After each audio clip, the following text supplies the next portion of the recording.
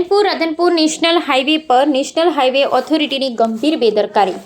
પ્રાપ્ત માહિતી અનુસાર જાણવા મળેલ કે થરા-રાણકપુર રોડ પર આવેલ કટની બાજુમાં ડામર ભરેલ ટ્રેલર પલટી મારેલ, જે ટ્રેલરમાં ડામર ભરેલા પીપ હોતા અને સારો માલ ભરી ગયા અને વેસ્ટ તૂટેલ પીપ જગ્યા પર પડતા મૂકેલા, તો શું એ વેસ્ટેજ માલનો નિકાલ કરવાનું નેશનલ ઓથોરિટીની જવાબદારી નથી આવતી? શું મોટી રકમની વસૂલાત કરવામાં બીજું કંઈ નજરે નથી આવતું? ઉનાળાની સિઝનમાં ગરમી અતિશય પડવાની તૂટેલ પીપમાંથી ડામર ઓગળી રોડની સાઈડમાં આશરે અડધો ફૂટ ઓગળી ભેગો થયેલ, ત્યાં અચાનક ઓગળેલા ડામરમાં એક ગાય માતા ફસાઈ જવાથી એક ગૌરક્ષક પ્રેમીને માહિતી મળતા તાત્કાલિક ધોરણે રાણકપુર ગૌશાળામાં જાણ કરતા તાત્કાલિક ધોરણે ગાય પ્રેમી આવી આશરે 3 કલાક મહા મહેનતથી ગાય માતાને રેસ્ક્યુ કરી બહાર કાઢવામાં આવી। ગાય માતાને ગરમ ડામરના કારણે રાણકપુર ગૌશાળામાં સારવાર અર્થે લઈ જવામાં આવ્યા। નેશનલ હાઈવે ઓથોરિટી તાત્કાલિક ધોરણે જે વેસ્ટ ડામર અને પીપ પડેલ છે તે તાત્કાલિક ધોરણે નિકાલ કરવામાં આવે। કોઈ મોટી દુર્ઘટના બની હોય તો જવાબદાર કોણ?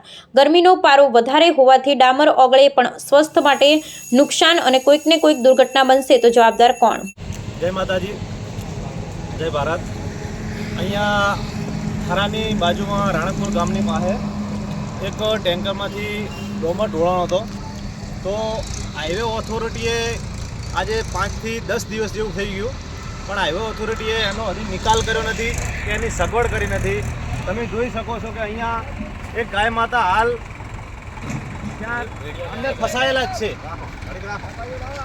પણ હાઈવે ઓથોરિટીને એની કોઈ પડી નથી। કોઈ નાનું બાળક ફસાય, એક રોડ છે, અહીંયા રસ્તો છે, ચાલવાનો રસ્તો છે, નજીકમાં ગામ છે, પણ એની કોઈ હાઈવે ઓથોરિટી કોઈ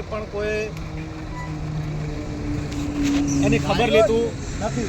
તો તાત્કાલિક ધોરણે આની વ્યવસ્થા થાય અને હાઈવે ઓથોરિટી થોડી જાગે। ટોલ ટેક્સના પૈસા લો છો તમે, તો પછી થોડી રસ્તાની પણ થોડું ધ્યાન રાખો અને જે બી અહીંયા માલ ઢોળાય છે એની પણ સગવડ કરો। આવા ગાય માતા કે બાળ બચ્ચા કોઈ ફસાય ના, એનું ધ્યાન રાખો એવી આશા।